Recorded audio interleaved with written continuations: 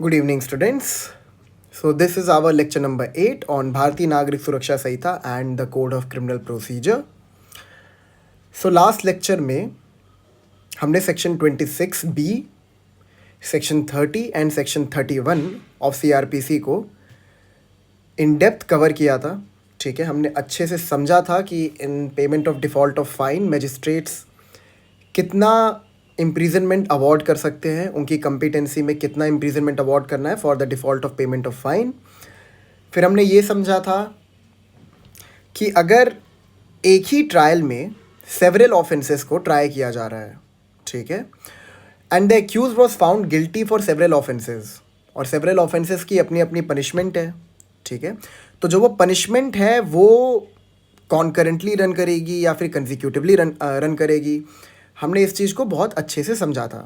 ठीक है, तो अभी इस लेक्चर में, that is in our lecture number 8, हम सीआरपीसी के जो करस्पॉन्डिंग प्रोविजंस हैं बीएनएसएस में उसको अच्छे से पेरूज करेंगे and we will try to find out कि as to whether any changes has been introduced in these sections. ठीक है, सो सेक्शन 26 का जो करस्पॉन्डिंग प्रोविजन है दैट इज सेक्शन 21. मैं यहाँ पे लिख देता हूँ, section 26 of CRPC. Then section 24 आपको याद होगा, that is section 30 of CRPC. And the last one is section 25 of BNSS, that is section 31 of CRPC. अगर आप इन तीनों सेक्शन के हेड नोट्स को पढ़ेंगे, दैट इज सेक्शन 21 का जो है courts by which offences are triable, same है. 24 का sentence of imprisonment in default of fine, same है, नो चेंजेस. एंड 25 का sentence in cases of conviction of several offences at one trial. तो head note में तो कोई change नहीं है, तो एक बार सेक्शंस को पढ़ के देख लेते हैं कि कोई चेंज इंट्रोड्यूस किया गया है कि नहीं. ठीक है, so please open section 21 of BNSS. अगर आपके पास बेयर एक्ट है तो बेयर एक्ट ओपन कर लीजिए, या फिर आप PDF भी ओपन कर सकते हैं किसी भी डिवाइस में, इससे आपको समझने में आसानी होगी. ठीक है, तो शुरू करते हैं. So our first topic is section 21 of BNSS. क्या कह रहा है यहाँ पे? Courts by which offences are triable subject to the other provisions of this Sanhita, any offence under the Bharatiya Nyaya Sanhita 2023 may be tried by. वही है, IPC को चेंज करके यहाँ पर BNS कर दिया गया है, that is the Bharatiya Nyaya Sanhita 2023. May be tried by the high court. मैंने समझाया था आपको, हाई कोर्ट के पास ओरिजिनल जुरिस्डिक्शन कहाँ से वो डिराइव कर रहे हैं, that is from section 407 subsection 1(4). एक बार देख लेते हैं कि भारतीय नागरिक सुरक्षा संहिता में सेक्शन 407 का करस्पॉन्डिंग प्रोविजन कौन सा है. ठीक है, सो ये आपका पड़ेगा सेक्शन नंबर 447. ठीक है, इसमें जो सेक्शन हम लोग अप्लाई करेंगे वो सेक्शन 447 होगा. ठीक है, that is the power of high court to transfer cases and appeals. तो हमने हाई कोर्ट का समझा था. ठीक है, फिर उसके बाद हमने समझा था कि यहाँ पर कॉन्करेंट जुरिस्डिक्शन है, तो हाई कोर्ट के बाद कौन आ जाता है, द कोर्ट ऑफ सेशन. तो इसमें भी सेम है, the court of session. And the third one is or any other court by which such offence is shown in the first schedule to be tribal.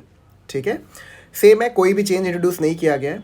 Proviso क्या कहता है? Provided that any offence under section 64, 65, 66, 67, 68, 69, 70 and 71 of the Bharatiya Nyaya Samhita 2023 shall be tried as far as practicable by a court presided over by a woman. Same है, बस जो offences का numbering था इन IPC, अब वो मतलब change हो गया ना भारतीय न्याय संहिता में, तो बस उनको चेंज कर दिया गया है यहाँ पे. तो आगे बढ़ते हैं, अब B में देखते हैं B में क्या है. B में बोलता है any offence under any other law shall when any court is mentioned in this behalf in such law be tried by such court and when no court is so mentioned may be tried by the high court or any other court by which such offence is shown in the first schedule to be triable. ठीक है, वही same चीज़ है, part B of schedule 1 में आपका दिया हुआ है. अगर कोर्ट का नाम मेंशन ना हो उस स्पेशल लॉ में जिससे उस ऑफेंस को ट्राई किया जा सकता है, तो हम पार्ट B को रेफर करेंगे. ठीक है, सेम है, so it's pari materia, exactly the same. ठीक है, so section 21 we are done with this. The next is section 24. section 24 क्या कहता है head note, sentence of imprisonment in default of fine, same है. The court of a magistrate may award such term of imprisonment in default of payment of fine as is authorise by law. ठीक है, provided that the term is not in excess of the powers of the magistrate under section 23, shall not, where imprisonment has been awarded as part of the substantive sentence, exceed 1/4 of the term of imprisonment which the magistrate is competent to inflict as punishment for the offence otherwise than as imprisonment in default of payment of the fine. Same है, कोई भी change नहीं है.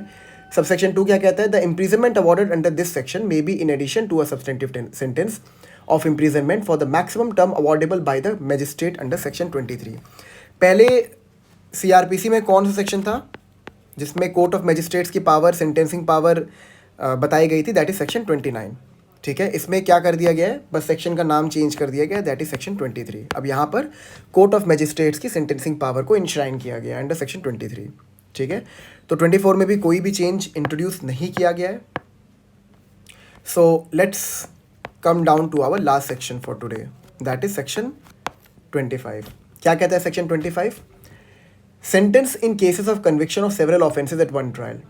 When a person is convicted at one trial of 2 or more offences, the court may, subject to the provisions of Section 9 of the Bharatiya Nyaya Sanhita 2023, sentence him for such offences to the several punishments prescribed therefor, which such court is competent to inflict, and the court shall, considering the gravity of offences, order such punishments to run concurrently or consecutively. अब यहाँ पर कुछ change हमें देखने को मिलता है. The term considering the gravity of offense, considering the gravity of offense, ठीक है. तो पहले ये टर्म जो हमने सेक्शन 31 को पढ़ा था वहां पर नहीं था. ठीक है, इसके रेलेवेंस को बहुत ध्यान से आप लोग समझिएगा. एक बार सेक्शन 30 को अगर आप ध्यान से देखें, जो आपका सेक्शन 30 था ऑफ CRPC, सॉरी सेक्शन 31 जो था आपका CRPC का, वहाँ पे क्या कहता था लास्ट में, such punishments when consisting of imprisonment to commence the one after the expiration of the other in such order as the court may direct. पहले क्या था ना, कोर्ट को एक डिस्क्रिशन दी गई थी. If they are of the opinion that the punishment should run concurrently, so the punishment would run concurrently.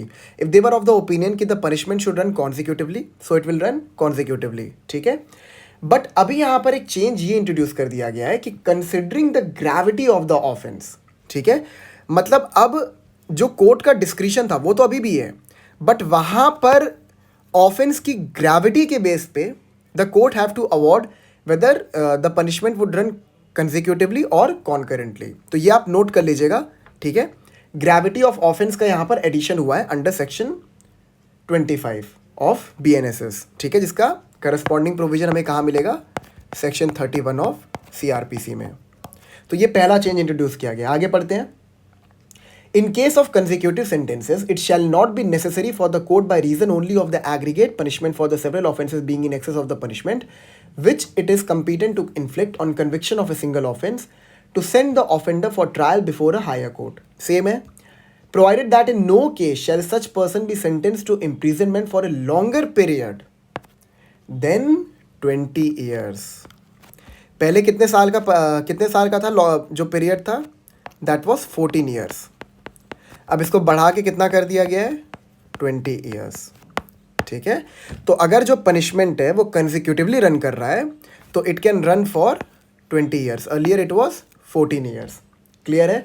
तो ये दो चेंजेस सेक्शन 25 में इंट्रोड्यूस किए गए. आगे क्या बोलता है, the aggregate punishment shall not exceed twice the amount of punishment which the court is competent to inflict for a single offence. Same है, कोई भी डिफरेंस नहीं है इसमें. Subsection 3, for the purpose of appeal by a convicted person, the aggregate of the consecutive sentences passed against him under this section shall be deemed to be a single sentence. ठीक है, shall be deemed to be a single sentence. कोई भी change नहीं है. तो हमने यहाँ पर क्या देखा कि दो नए चेंजेस इंट्रोड्यूस किए गए हैं under section 25 which is the corresponding provision of section 31 of CRPC. पहला क्या था कि पहले कोर्ट ऑर्डर कर सकते थे कि whether the punishment would run concurrently or consecutively on their discretion.